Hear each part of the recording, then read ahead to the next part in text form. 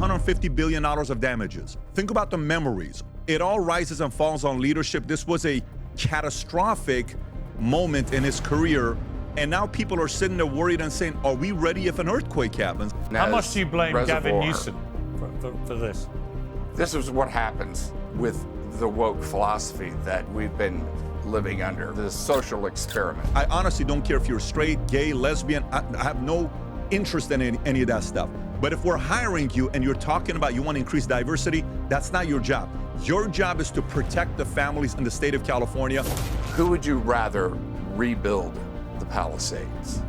Mayor Bass or Rick Caruso? Yeah. I think it's that important to not wait for the next election, to have a recall. This is not about Republican or Democrat. Fire is an animal. And how many people do you know personally who've lost their homes? At least 100. Wow. The harrowing images of the LA wildfires have shocked viewers across the world. Huge swathes of a city known globally for its glamour have been incinerated. The rebuild could cost upwards of $150 billion. And that, of course, is for those who survive. California's governance is now facing intense scrutiny with claims of a Democrat leadership that puts vanity and virtue above value. The insurance industry is also under attack. Governor Newsom says the state will ban insurance companies from cancelling coverage for the fire's victims over the next year. But thousands of policies in the worst affected areas were cancelled 3 months before these wildfires began. Valuetainment CEO Patrick Bet-David has a unique vantage point. He's one of the many entrepreneurs and influencers who've abandoned California. He's also an insurance mogul, and he joins me now. Patrick, great to see you, and Happy New Year to you. You're in a great to see you as well. Happy New Year to you as well. Yeah, good to see you. What's your reaction, just in an overall take on what's happened here in LA? Well, I mean, if you go think about the amount of experience that the governor, the leader at the top of California has had. He's been the governor since 2019. He was the lieutenant governor since 2011, which means from 2011 till 2025, he's had experience of direct influence to do something about the continuous fires that happens in California. And what have they done? I don't know. But the reality of it right now is when you say $150 billion of damages, think about the memories, all those homes of people living there with their kids being raised, or some of these homes that were passed down to their kids and their grandkids in some areas like Palisades, which is a community people who live there don't ever want to leave there. They want their kids to be raised there. It all rises and falls on leadership. This was a catastrophic moment in his career. And now people are sitting there worried and saying, are we ready if an earthquake happens? I lived in California for 24 years. Yeah. I was there when the big Northridge earthquake happened. I was in Van Nuys when the earthquake happened. It lasted almost 45 seconds. And so what are they going to do if that takes place? What happens with the next crisis? I'm a little bit concerned, just like everybody else that's living in California right now. Yeah, I mean, look, I've got a house in Beverly Hills, and the next 2 days are going to be tricky, because the winds are getting up again. No one's quite sure what they're going to do. And the Palisades fire in particular is edging right up to the 405. Who knows what could happen, So these are worrying times for everybody who's got homes there. I know so many people, as I'm sure you do, who've either lost homes or know people who have. Terrible. Yeah, so if you think about things that are predictable, unpredictable, crises, right? If you're a military leader, your job is to sit there and say, what are some predictable attacks that we could get from the enemy? Yeah. Well, it's from that flank, from that mountain, from this, from that, whatever. Okay, great. So you write down the predictable attacks. Then the unpredictable attacks, some things that maybe come from behind us, maybe on the inside, maybe you turn one of our main guys against us, maybe you get a spy to come in, maybe it's a late at night while we're asleep. Your job is to think about predictable attacks and unpredictable attacks, right? In every business and every job, leaders are supposed to think that way. So let's look at Florida, okay? The great state of Florida, which I reside in right now. I lived 5 years in Texas, and I've been 4 years now in Florida. In Texas, the weather gets cold. So when it does get cold, pipes explode. And when it does explode, you could go a week or 2 weeks without any power, water. It can be a very bad situation. Tornadoes can hit, and that's Mother Nature. That's not an attack someone's hitting you. If you go to Florida, we have hurricanes. Tampa got hit twice in a span of 9 days, and you watch the speed of reaction of the leader at the top of someone like DeSantis. Something happens, bridge is destroyed, you read about it, in 3 days it is rebuilt. That is a sign of a leader. a lot of the stuff that happens in the state of Florida, it's unpredictable when the hurricane hits. You can't sit there and say, well, there's a hurricane that's coming up, and here's what we need to do. No, you don't get to decide that. It's just every year, September, October, November, is the prime season a hurricane that takes place. Go to California. How long has California been having fires? Yeah. I can't tell you how many times when I drive up 405, you're like, oh, it's all black. What does that mean? We just overcame a fire. Yeah. I've driven through 405 where there's fire, and you're thinking to yourself, you're going up to the valley this way, I'm going north, and you look behind you, see the water. So the ocean is this way, you're going to the valley, beautiful area. When it's green, it just looks like out of a movie how beautiful it is. If you know a part of this is predictable, where 95% of the fires in the state of California are man-made. Let me say that one more time. 95% of the fires, this is according to PBS when they had a study done and they reported on it, 95% is based on somebody does something with it, right? It isn't that is a, Mother Nature. Now, don't get me wrong. The wind, 70-mile-an-hour winds, of course, you can't control that. That's the other side. You got to be thinking about what you can do on the unpredictable side. One, what do we do with the fine? What do we do with the people that do this that get caught? What do we do with getting everybody involved? There's a video that went viral where somebody's catching another guy was trying to get a place to be on fire. He's cornering him, getting everybody to be behind it. Can we create an example of somebody? An example's got to be made to say, if you get caught doing X, Y, Z, this is the sentence that you're going to get. And we're not forgiving this. $150 billion, you got to make an example of somebody. That's number one. Then on the other side is when you're living in the state of California, if you and I were to say the profile of a startup entrepreneur that builds a billion-dollar company from zero to $1 billion, that's a very hard thing to do. But if we were to say, where is the capital in America that has the most people that are professional problem solvers? These are engineers that they sit in a room, they grab a marker and they say, hey, Piers, let's start a business. Let's think about all these industries, automotive, technology, retail, fast food. Here's a problem. How do we solve it? What if we do this? Great, let's go build it. Let's go raise $100 million, Sequoia Capital. Now we got a $1.8 billion company. Why not get those people in the room and get them involved to say, hey, guys, you guys are problem solvers. Get 20 of them. What can we do to address this? And show them. Do what Trump does. Trump's having meetings at Mar-a-Lago. Who has he had meetings with? I don't see any pictures of Newsom sitting down with other people. Why don't you replicate what Trump is doing? Newsom, first Trump gets Trudeau comes in, Bezos comes in, Zuck comes in, Musk comes in.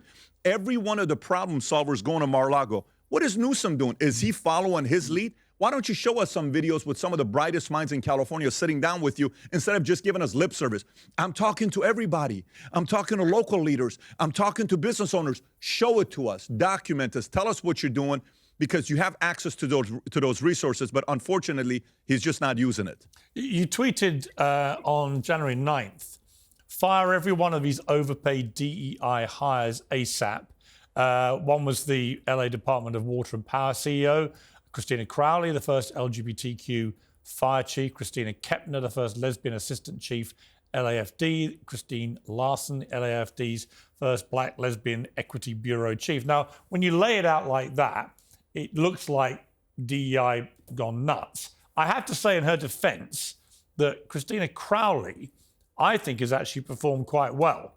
I've been more impressed by her than I certainly have by Newsom or by Karen Bass. I mean, now you've had a few days to watch her. Would you agree with that? Or do you still think that these were all hires because of a mindset?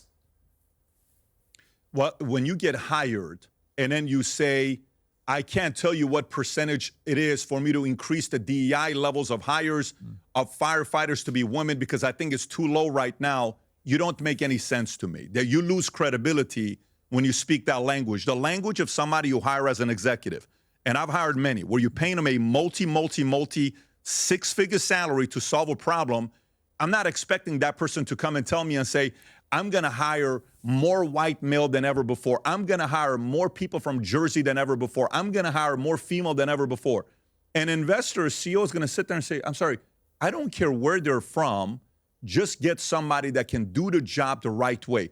Leadership isn't about what skin color you hire. I don't care if you're black, white, Asian, 29, 68, 53. 8-year degree, 4-year degree. Do you get the job done on a timely manner, extremely urgent? And are you somebody that's anticipating a future crisis from taking place, and you're getting ahead of it with 5, 10, 15 ways of looking at saying, if this happens, we're going to do this. If this happens, we're going to do this. We have this ready for this. We're using these resources for this. We're producing these cameras because out of the last 200 fires that were started, 68% of them were started here. So we're spending $800 million of putting camera in these areas to see the movements of the fire getting started, to be able to prompt and give us an alert. Give me some of those things as a problem solver.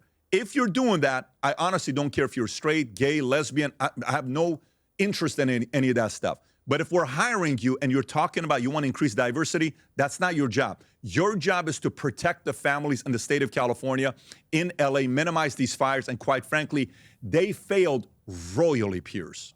What's going to happen, Paddy? I mean, you're the best person to ask about this, the insurance element of this. We know that insurance companies began removing cover for a lot of people before these fires because they said that their companies would simply not be viable if they didn't. We obviously know that after all this, two things are going to happen.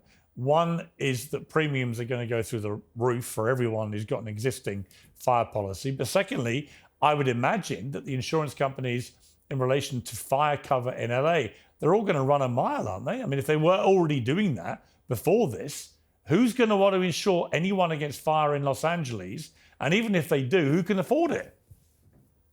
Yeah, you know, it's interesting. When we started, you said something at the beginning. You said California's preventing insurance companies from banning,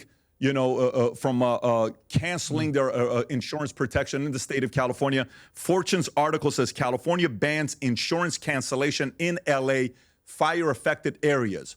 You don't get to determine that. That's not how business works. There's the right to represent customers that you want. You ever gone to a restaurant and it says, we have the right to refuse. We have the right to refuse. You have the right to refuse. Yeah, you could be offended by it, but you have the right to refuse. Let me give you an interesting story. I bought a boat here in Florida 4 years ago. My insurance company, Chubb, said you need to have a captain on it because you're not a captain. You've never had a boat before this size. I said, no problem. One day my captain's not available. I decide to take the boat out myself. Would you like me to take a boat out where you're insuring, and if I crash it, would you like to protect that boat knowing a person who is not a qualified captain is willing to go out there? Would you like to put that risk on the captain itself, myself, without any insurance? Piers, what would you and I do with somebody like that? Right, obviously. You wouldn't insure them. Yeah. So guess what happened 2 days later? I got a letter from Chubb with my picture on it saying, we noticed you posted this, and there was no captain there. Wow. Because of that, we're dropping your insurance policy. Wow. And it was an Instagram video that they showed proof, and they were right. I lost my policy with Chubb. You know what happened when they did that? I wasn't offended by it. They're right. I wouldn't want to do that. Yeah. I've been in the insurance industry now for almost 25 years, and I'll never forget when my agents would come up to me with one of their relatives, and they would say, well, yes, this person's 280 pounds and 5'3", but everybody needs life insurance. Why wasn't AIG or whatever the company approving this person? I said, look, let's forget the company.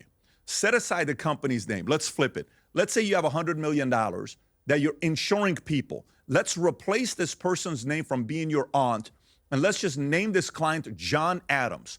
If the profile of the person's health comes to you, height and weight, would you put $100 million of your money that you put as an insurance company, would you risk $1 million of it with this person saying they're healthy? Absolutely not. Why would you expect an insurance company to do that? That totally makes sense. We got everybody to be thinking about like underwriters. They're thinking like business people. Let's go to insurance today. Do you know 7% of loans in California are not being closed because when the homeowner, the person that's buying the house, when it comes to the end, and they're like, yeah, great, I like the loan amount, I can afford to pay for it. And then the premium for insurance comes, they're like, oh, I can't afford this. Yeah. Honey, we can't afford to pay this much. They're canceling it. Yes, I read that. My pastor from LA, who's a pastor of one of the biggest churches in California, 20,000 plus members, he gave me his permission to share his name. We talked about it on the podcast. Pastor Dudley Rutherford, 38 years he's been paying homeowners insurance in California. A week before the fire, one of the biggest insurance companies in California send them a letter saying we're canceling the homeowners insurance. We can't afford it no more. Do you know how many companies are leaving the state of California? And by the way, it's so easy for politicians to say, you can't do that.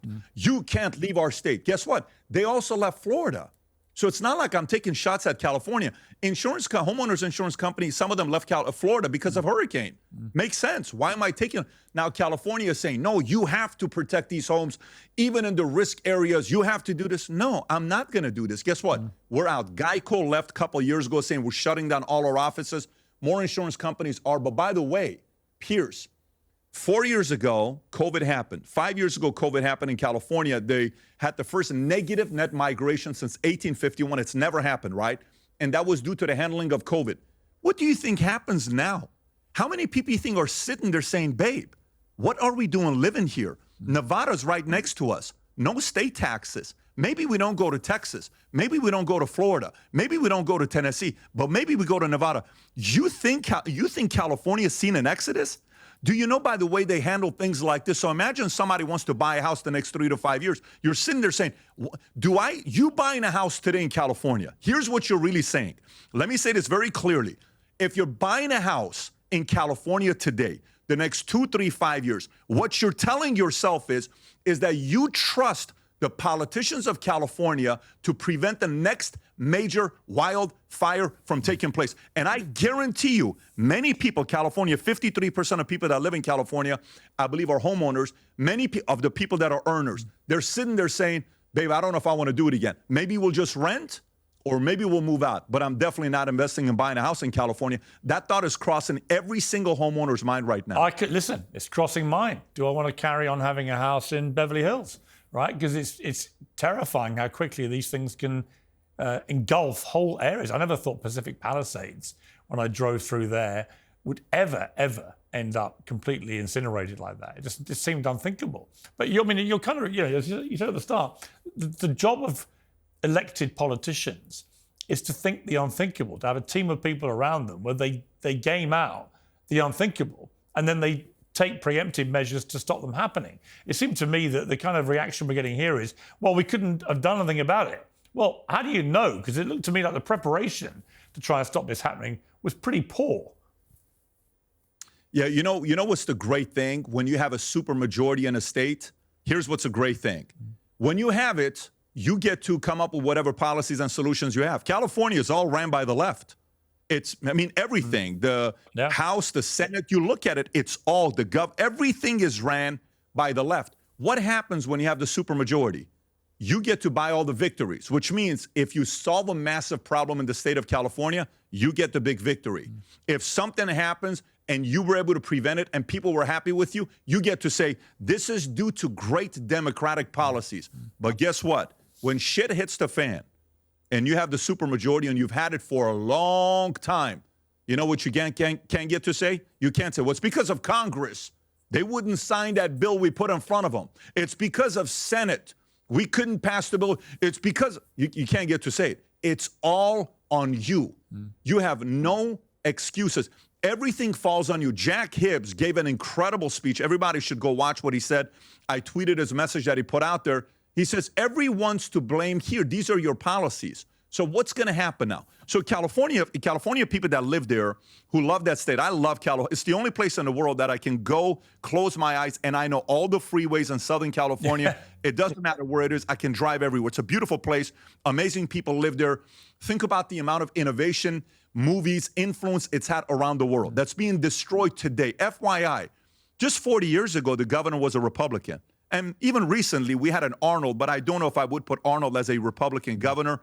He's more of, some people would call him a rhino. I don't know if he's fully a conservative governor. But I think the people in California right now have to sit there and think about a few different things. Number one, is the direction you're going right now working? No. Great. Two, what do you want to do about it? You got a couple options. One, sit up there and say nothing and take it. Well, that's definitely not going to be the case. It's off the table. Great. Two, leave the state. I'm not leaving the state. I love it here, to live and die in LA, et cetera, et cetera. Or no, you know what? We're thinking about it. Great. You know what three is? Get behind someone to help them win, or else they will continue to do this to you and there's nothing you can do about it. So this ought to rally more people to do something about it. The concept of rallying today needs to happen. There needs to be an element of rallying behind somebody to help that state change instead of constantly voting somebody like Newsom in that we see the results of it on a daily basis. Did you feel, Patrick, like, I mean, Elon Musk talks about the woke mind virus, and then several days ago he said he thinks that it's basically been eradicated, the scale of the Trump win, the way he won, how he won, the people he won with. And now you have this devastating disaster in California, which many people are putting down to Newsom and his woke policies and so on. Do you feel like this woke mind virus that kind of enveloped people for quite a few years, is it done? Is it finished? Is it on the retreat? What do you feel about it? Well, we just have to be careful that it doesn't go on the complete opposite side, because the problem with it's not necessarily the woke, it's the extreme of both sides. When you use extreme measures from one side, you give birth to extreme measures of opposition on the other side. Right. So that's what we have to be careful with. What does that look like? I don't want either one of them.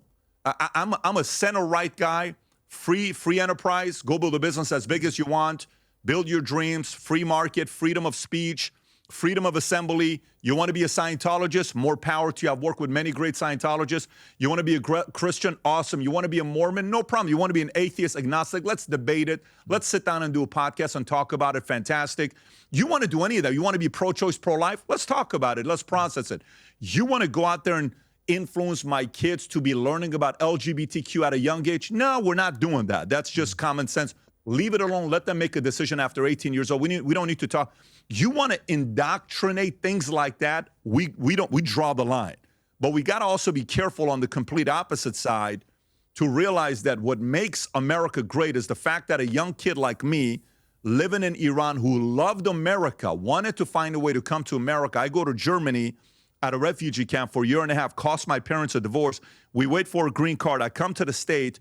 I end up going to the U.S. Army 101st Airborne Division, Air Assault. I fall in love with America, where I started a company where the cause of it was saving America by bringing back the free enterprise system and hope to American families. We have to also not lose the people that want to bring their strengths here and give it to the country they love.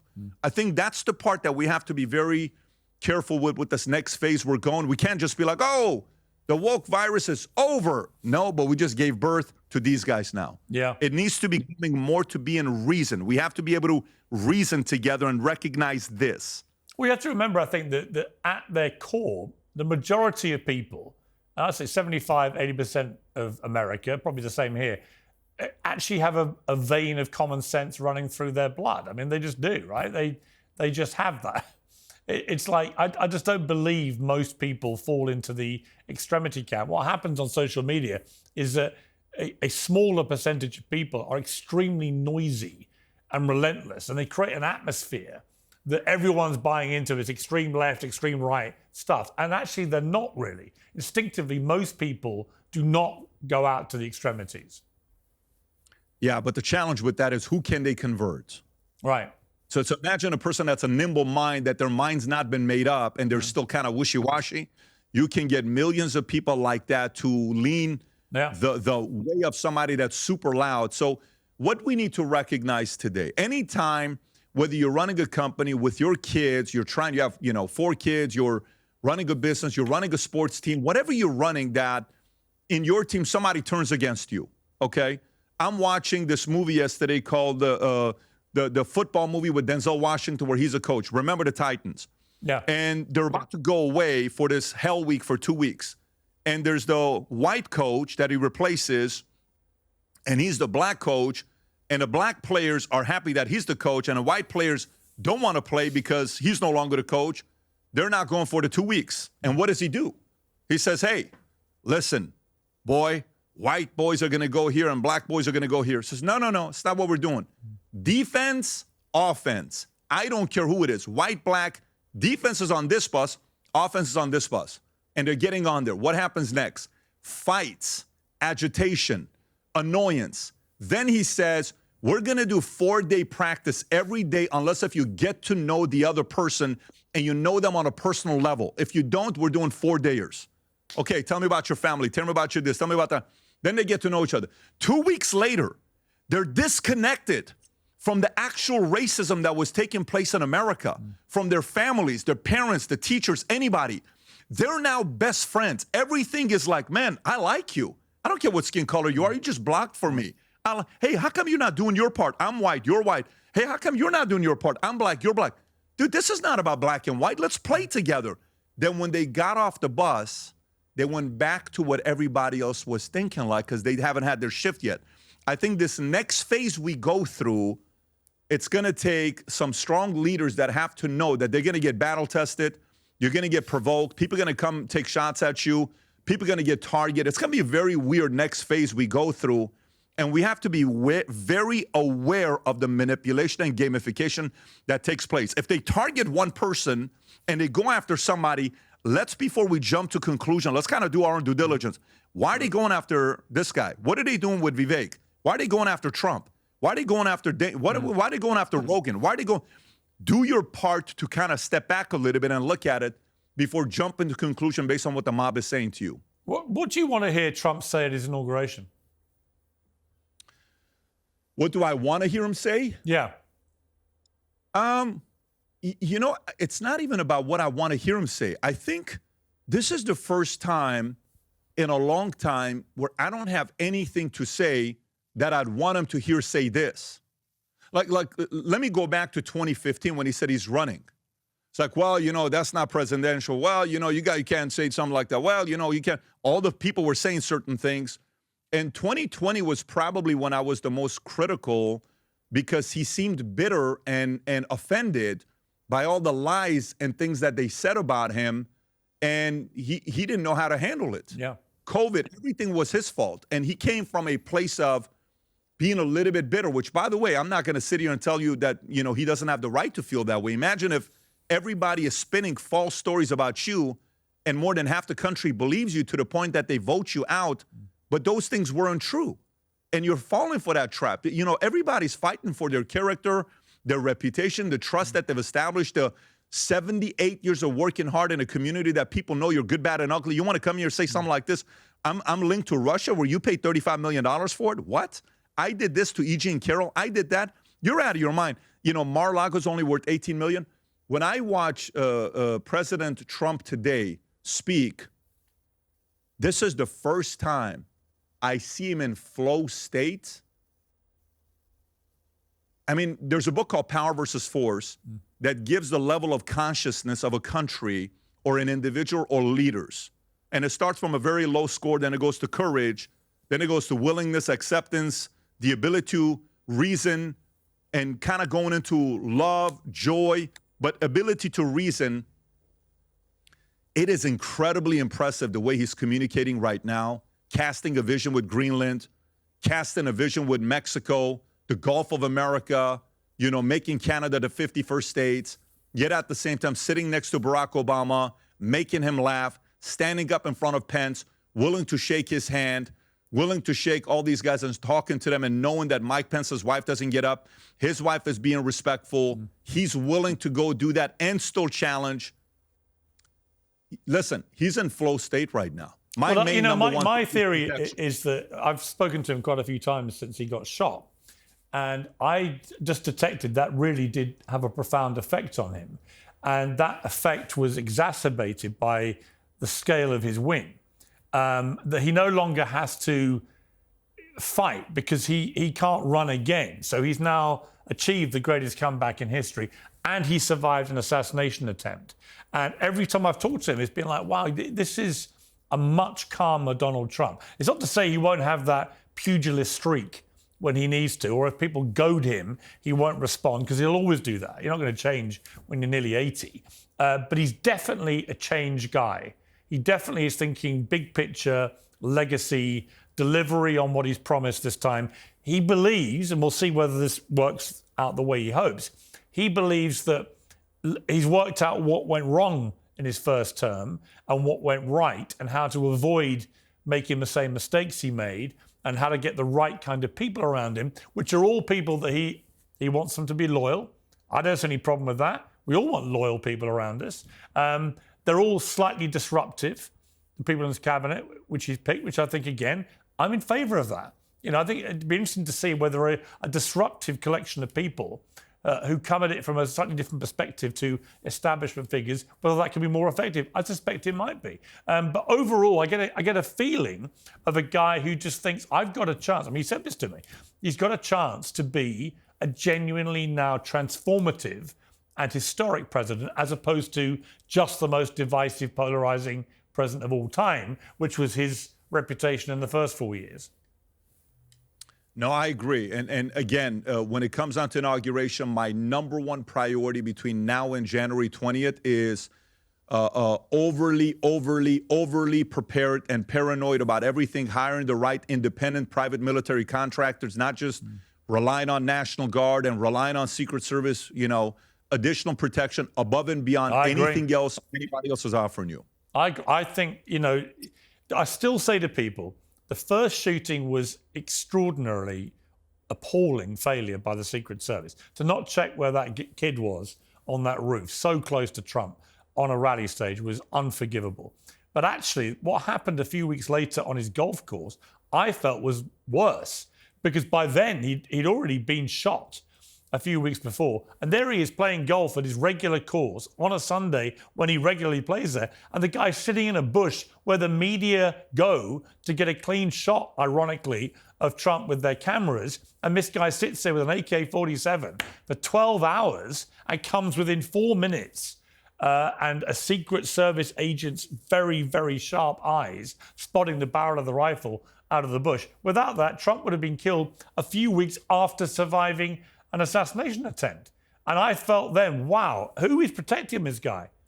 And why are they not doing a better job? Yeah.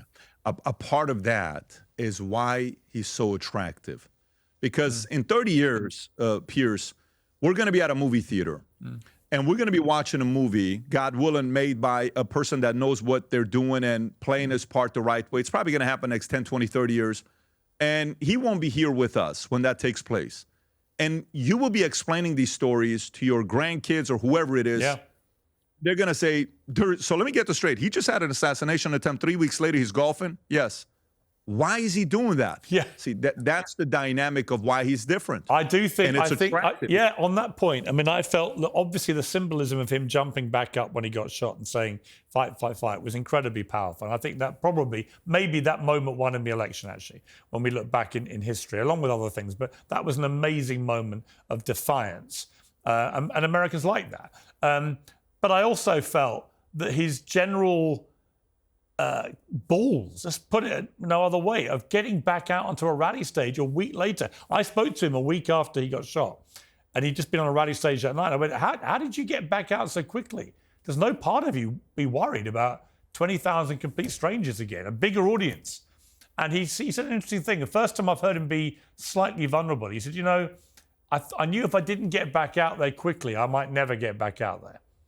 And I thought that was an interesting admission, but also a great testament to his strength of character. Because it's one thing to think that, it's another thing to do it. And he's carried on appearing in public ever since, at big, big gatherings. And a little part of him must be thinking, maybe even a big part, I wonder if there's another assassin out there. And yet he's still out there. And I think it's ballsy. Whatever you think of him, it's ballsy.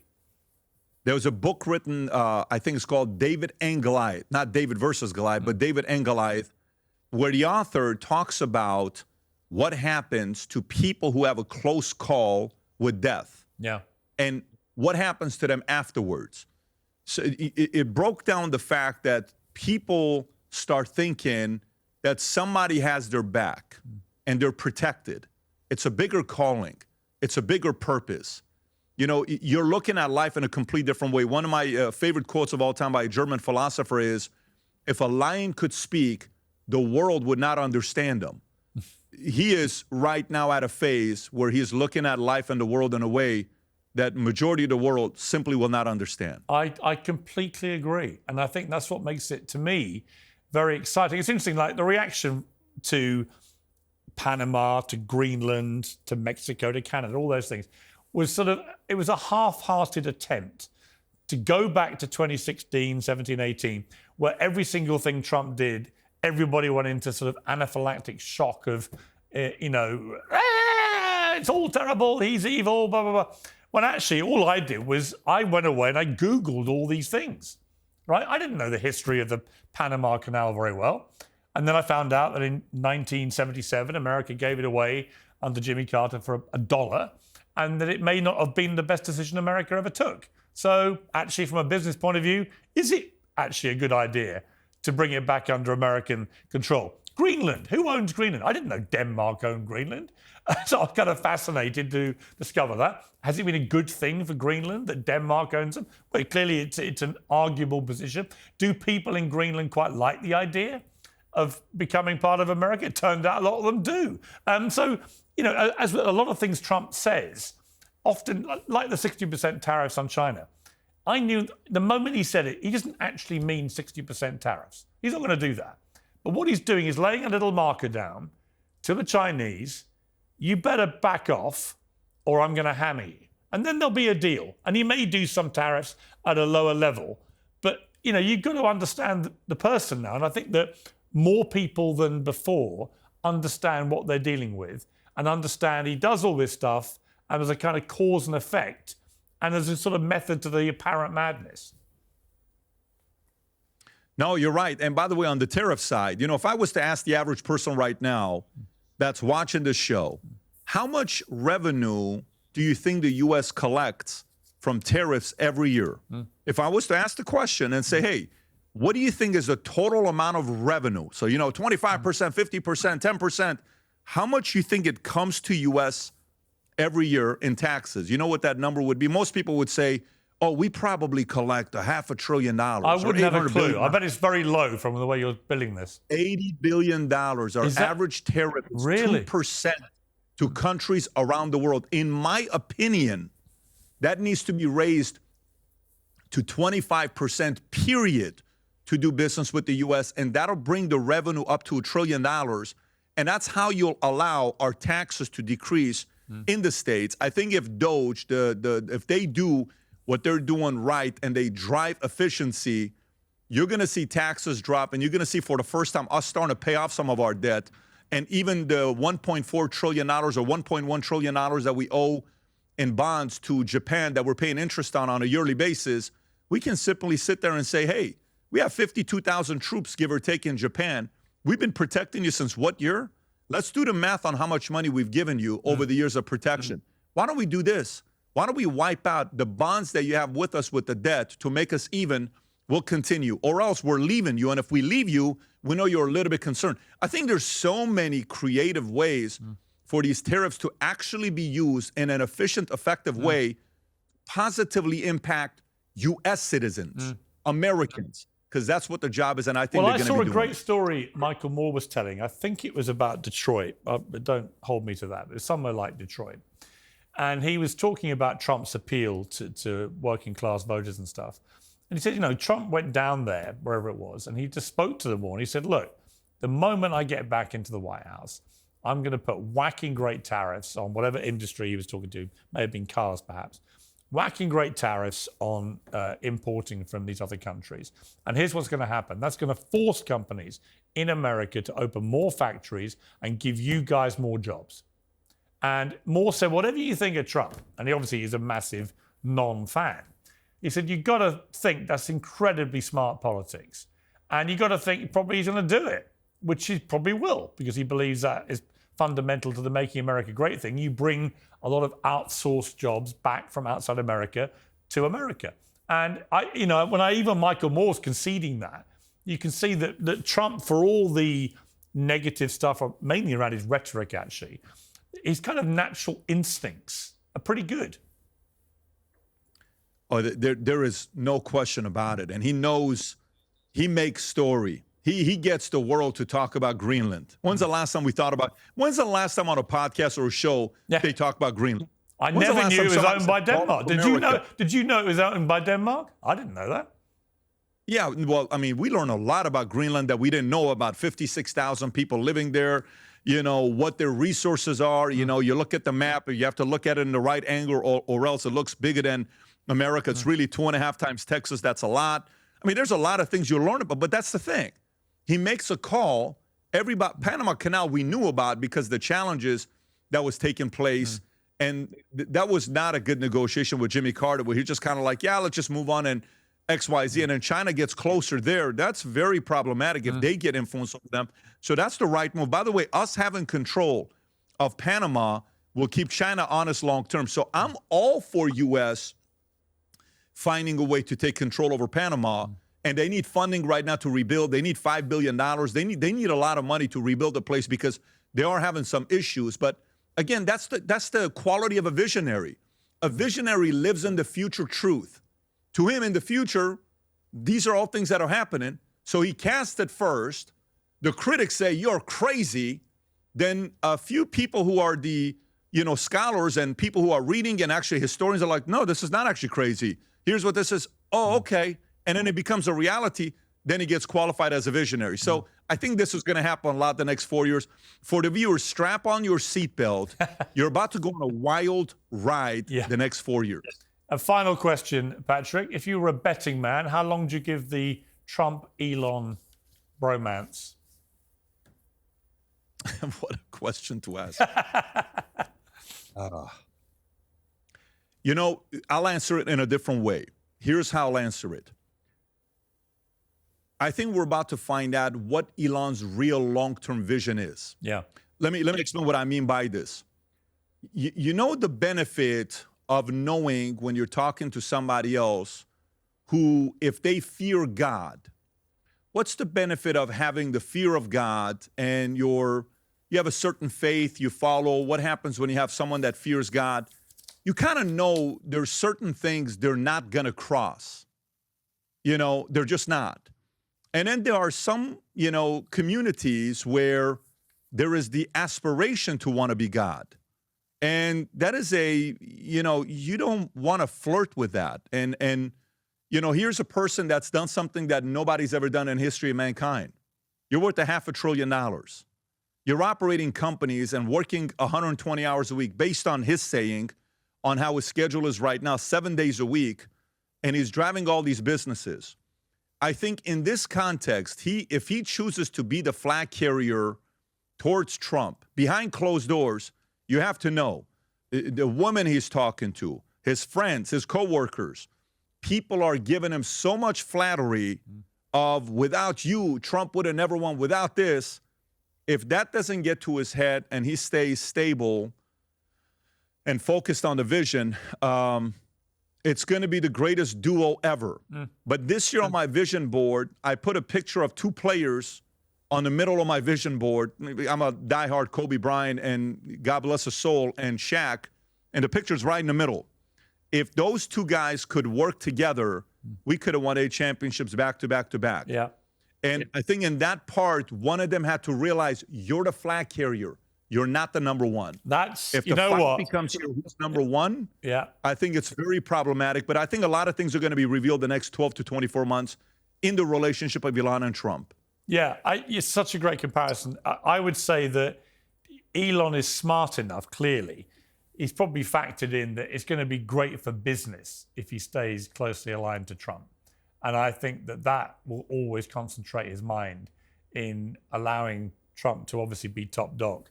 Because if he doesn't, Trump will probably separate them, and that's going to be bad for business. So I just think that he's smart enough to have worked that out. We shall see that. It'll be fascinating. Patrick, brilliant to talk to you. Thank you very much. Thanks for having me on. Well, legendary actor Dennis Quaid made global headlines for his last appearance on this show, declaring unforgettably that people might call Donald Trump an asshole, but he's my asshole. Well, this week he made news for different, sadder reasons, in very somber circumstances, taking time out to praise firefighters in a roadside interview as he evacuated his home in Los Angeles. Came back just in case, had shut off the gas and all those little things you don't think of, and just thought maybe I can be there and put a hose on a roof if the embers start coming over at least. We're fighting as hard as we can to save our city. Gosh, I never thought I'd say that. Returning exclusively to Uncensored, I'm delighted to say Dennis Quaid is back with me. Dennis, it's great to see you, and I really mean that, because if things had played out differently, you might not have been here. I mean, it's been utterly horrific to watch the scenes. I've got a home in Beverly Hills, and I've been watching these scenes with utter horror. I think the fires came within 150 yards of your place in Brentwood, I think. Just first of all, how are you? How are you dealing with this? I'm doing fine. Piers, thanks for having me here. And my family's doing fine. We were evacuated the first day. I live in the Mandeville Canyon area, and I went back the next day on Wednesday, and that's when the fire came within 150 yards the first time of the house. And we had firefighters on my block just parked there ready to, meet the fire when it came. I can't say enough about the firefighters who have come really from all over the world to help out in fighting this fire. And I was out there in case I could put a hose on my roof or anything I could do for that. And fire is an animal that's it's the scariest thing, I think, that we face in natural disasters. And I'm just glad to be here with you here today, and want to see my beloved city that I moved out there in 1975, and I want to see it come back. Did you ever think, in all the time you've lived in LA, that you would ever see this kind of apocalyptic scenario unfurl? Well, I've been through many fires in LA. I had 2 fires in my Montana home. In fact, I've been through that. But nobody expected anything like this. Nobody ever dreamed that it would come down and go past sunset and cause the kind of destruction that it caused. It's just unbelievable. Mandeville Canyon, where I live, there's one way in, and there's a fire road at the top in case you need to evacuate there to get out. And the vegetation there's so much of it that it's like a tinderbox. Yeah. And it starting about a year and a half ago, the insurance AIG pulled out. That was my insurance company at the time of California, and it became almost impossible to get fire insurance. Yeah.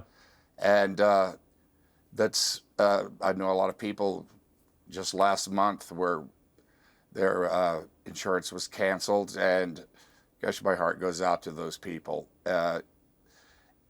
It's pretty bad. Did you manage to get insurance in the end for your place? Yes, we took insurance. It it doesn't cover the whole thing, but at least we had some insurance that I could live with. I'm one of the lucky ones that's able to afford and be able to take loss. But there's people out there that have just lost everything, and what it leads to the question. I mean, the insurance companies know when they're they're all about probability, and the worst case scenarios happen, and because they can happen, the worst case scenario. And do they, question is, do they look into the way cities handle any kind of fire protection, or Right. what is the substructure of that city? And they knew something that we all didn't, or chose not to pay attention to, that an occurrence like this was going to happen, and they weren't willing to take the loss on it. And how many people do you know personally who've lost their homes? At least 100. Wow. At least. 100 Yeah. people? Yeah. And, I have one friend who lost 3 homes. In fact, he was living in one, he was renting another in the Palisades, and he just finished another home in Malibu that they were going to move into, and that was taken out just like that as well. And I've heard a lot, well, these are rich people or whatever. these are people who work hard to make a success in life. For their families, they moved to the Palisades because it's so family friendly. It's a great place for kids to grow up. My son Jack, that's his boyhood memories are wrapped up there. It is the first place like he could go when he was about 9 years old with a couple of friends, and you felt good about letting him out there in the village to hang out with his friends and go to the stores and just have a good time. And that's all gone. Yeah.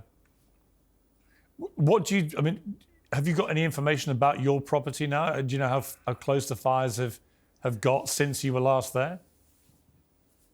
Well, Saturday, that was the big day where the fire came again within about 200 feet of the house. And in fact, if anybody was watching television on that day, I saw my house and saw them fighting it.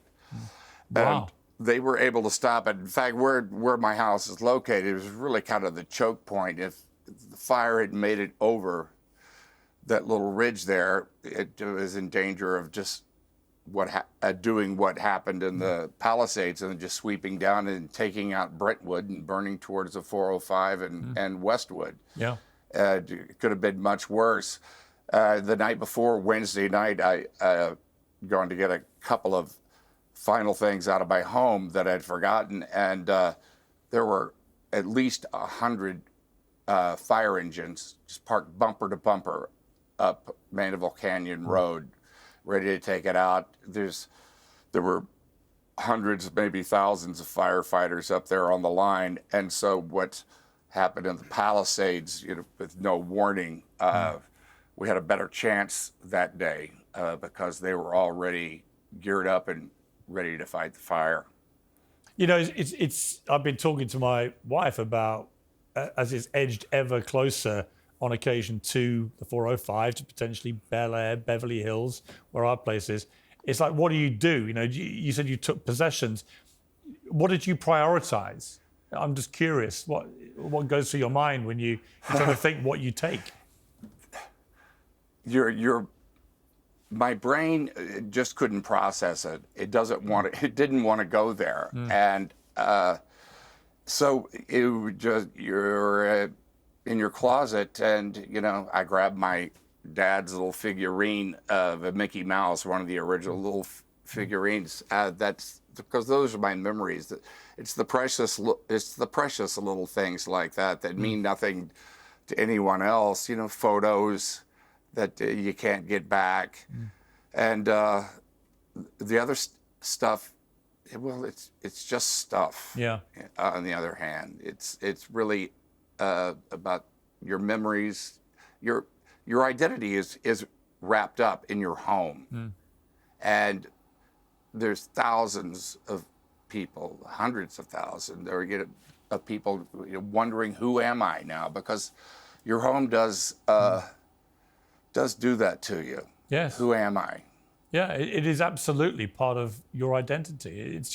It's what you build your life. I saw a guy actually in his 90s. He was being interviewed on cable news somewhere, and he said that although it hadn't taken his own life, it had taken all his life from him. And that really resonated with me. Yeah. That he felt like his entire 90-year existence was wrapped up in that property. And even though he survived and was alive, everything that he had gone. And I felt so emotional for him, actually. Well, I think we all got a big lesson that our experience of reality, it can turn in a moment, just like that, and it's hard to comprehend, and that's when you need a higher power to lean on, to remember who you are, so you can take care of yourself and your family.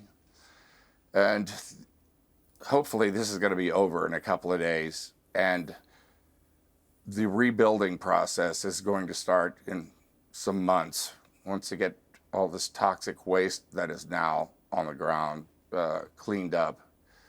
The Palisades, it'll be back to what it was in 1901, where you have, these, I think it was probably a bean field back then. Yeah.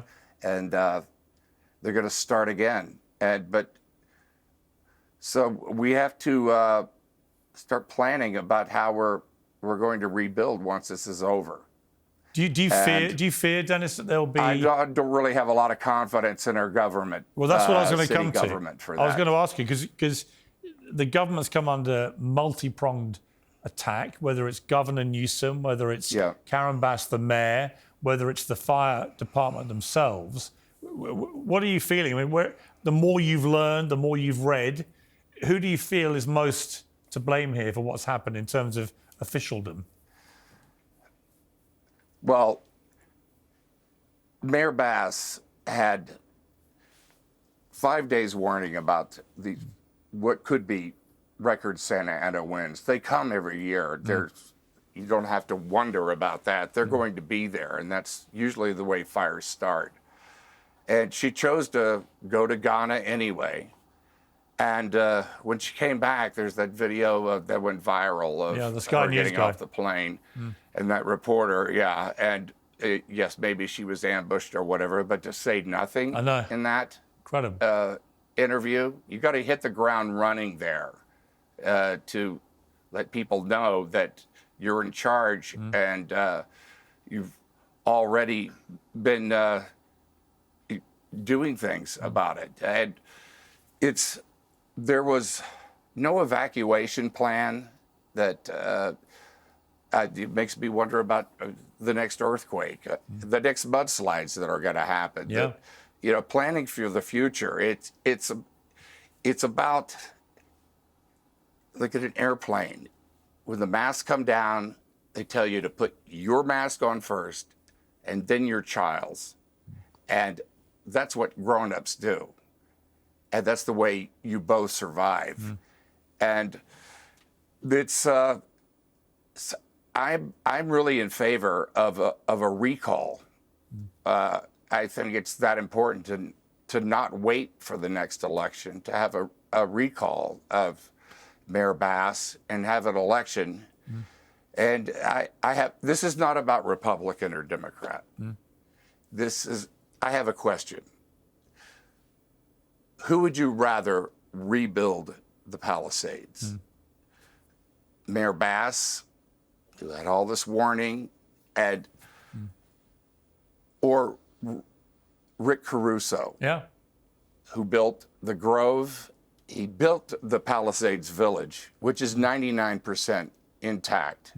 In fact, that's the guy that I want to rebuild this place, and to do it the right way, because, the mistakes, we have a long way to go, but the mistakes made at the beginning,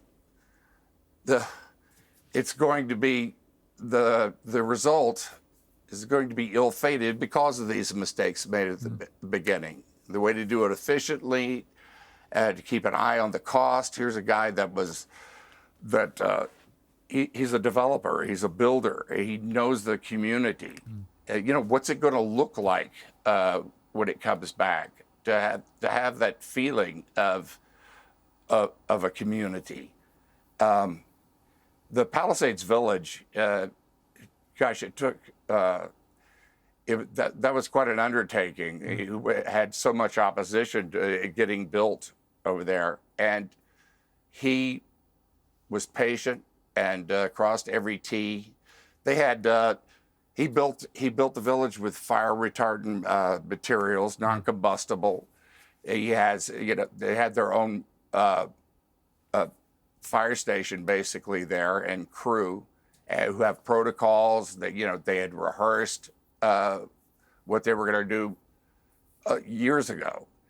And they did that so that they could free up the city fire department to be able to save homes. Right. And then the running out of water in the fire hydrants is just unacceptable. I remember a couple of years ago over on Sunset Boulevard, right around the Palisades, Bel Air, fire hydrants bursting because they were old. And we haven't done the work on the substructure of our city. People don't even think about it until it's not there. How much do you blame Gavin Newsom for this? Gavin Newsom wasn't the mayor of Los Angeles, but he did. This is what happens with the woke philosophy that we've been living under for the last this social experiment, I'll call it. He cut $100 million out of the fire protection for California, but we spent $3 billion for health care for illegal aliens. That doesn't make sense to me. I mean, he has aspirations to be president of the United States one day, and purportedly has said he wants to make America like California. Do you think that's literally gone up in smoke now, that aspiration? Oh my God, that's I don't think that's America, to tell you the truth. He talks a good game. There was that video with a woman the other day at the one of the fire sites, and he was that phone that he was supposedly on with President Biden. He was using that to his body language said it all. He was holding that out to keep her away, and at the same time he was reaching for the handle of the car to get away from it all, because he realized the cameras were there and it wasn't a good look, rather than really thinking about this woman and the anguish that she was going through, and being there for her, which was, she represented really all of us. Do you think this will end up being Newsom's legacy? I don't know. There's a long list to go down. Yeah. And there's one person within city government, and that is the fire chief, who had the guts to go on camera and really tell it like it was. I thought she was very impressive. Stripped. I thought she was really impressive. I had great respect for her. Yes. Very impressive. I felt the same way, because there'd been this whole debate about impact of DEI on the fire department, and this ridiculous video that one of them had put out saying, you want to have someone like me turn up to it, which was obviously stupid and very woke and imbecilic in the message it was trying to convey. But at the same time, I thought that fire chief, when she came out, everything she has said has actually been incredibly direct, very impressive, but also it's not been contradicted or denied by any of the people she's talking about. You haven't seen Mayor Bass try to fire her or deny it or contradict it, which makes me think that everything she's saying is true.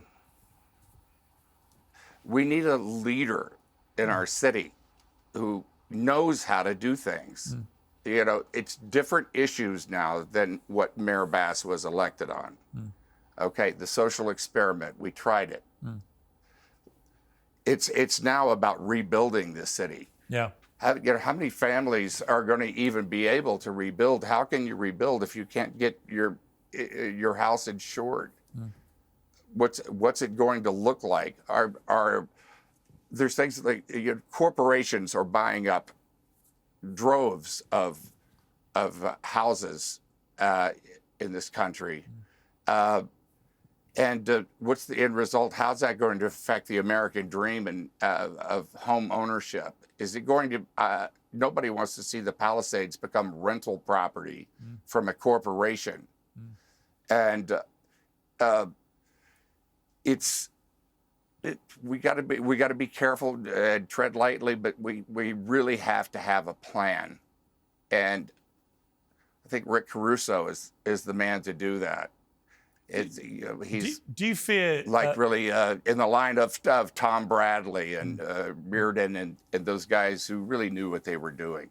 Do you fear, Dennis, there may be, I mean, not least because of the insurance company issue, they were already removing cover from people before this. Obviously, at the very least, premiums will go through the roof.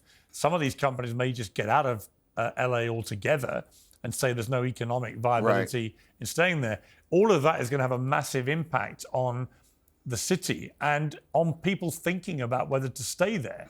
I mean, do you fear there might be a big exodus of people? Well, why are the insurance companies, why did they drop everyone?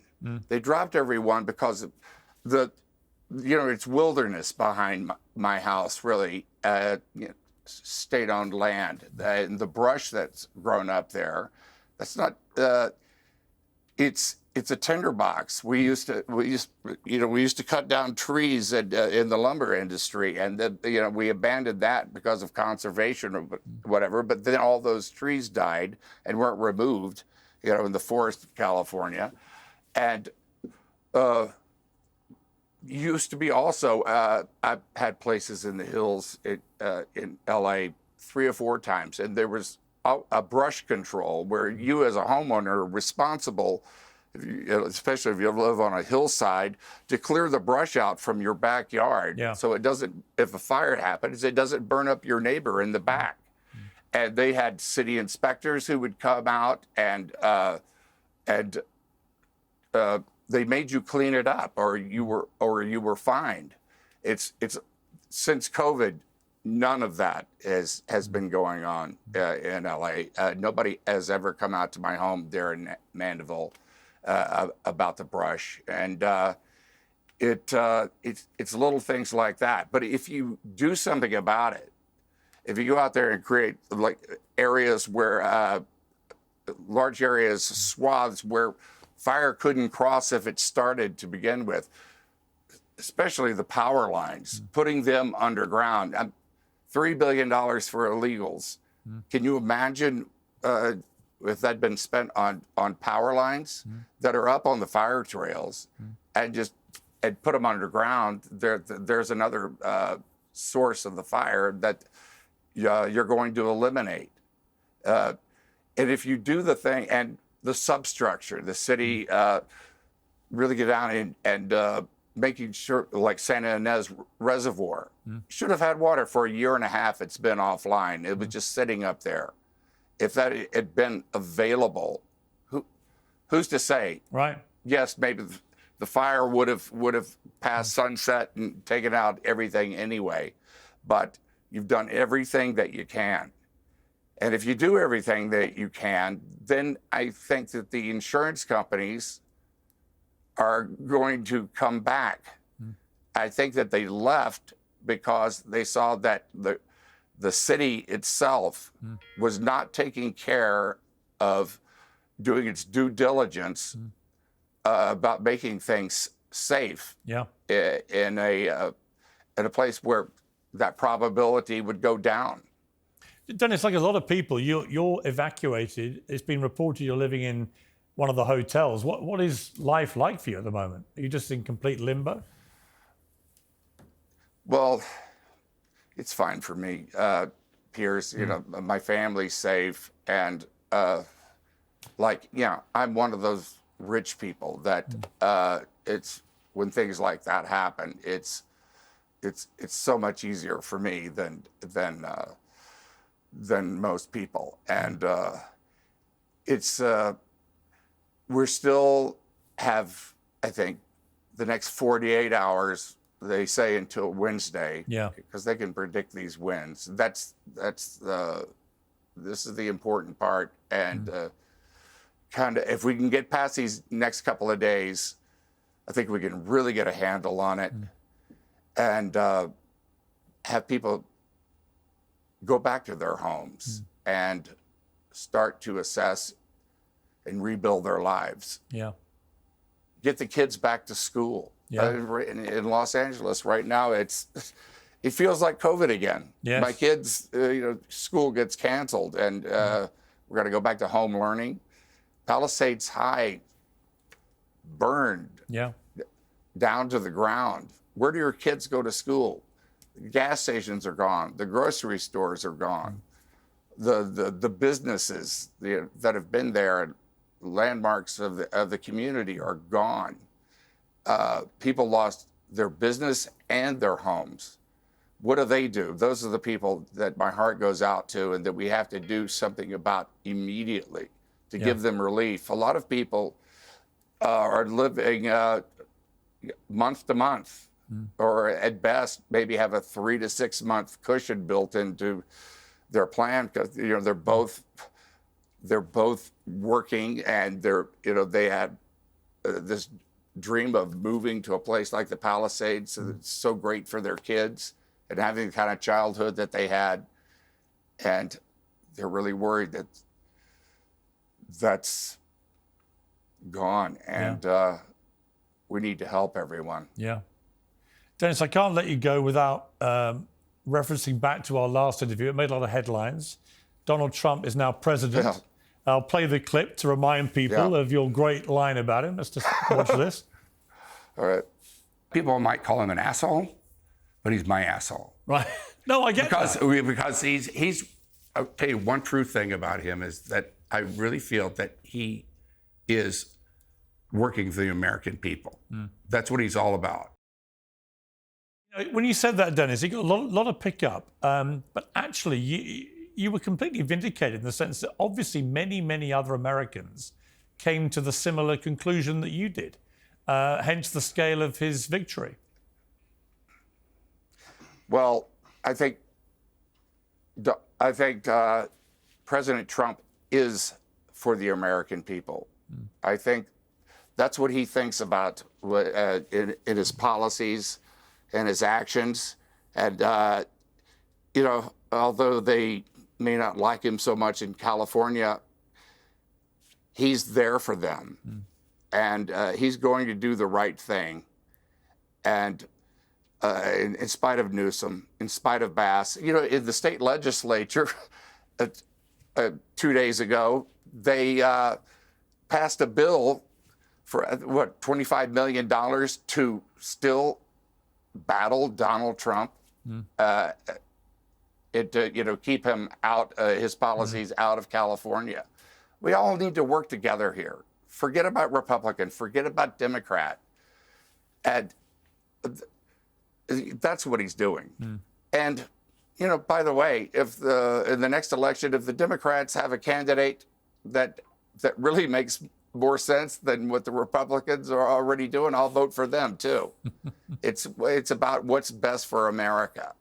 What do we need right now as a people today in our times? And I think President Trump, I think he's going to be really, he's exactly what we need. Did you have a conversation with him after your asshole quote? Briefly. Well, his son was like, gosh, you really get my dad. Not about being an asshole, but it was like, he's brash, and that's where he comes off, and he says things that make people go, what? But a lot of them turn out to be true. I remember when he was first going to run for president, he said, he's going to build a wall, and people like, that's the craziest idea I ever heard. He said, well, if you don't have a border, you don't have a country. Yeah. And he was right. Yeah. Dennis, it's great to catch up with you. I wish it was in happier circumstance. I wish you all the very best with your home. I hope it survives. Like you say, the next 48 hours, very important in your area there.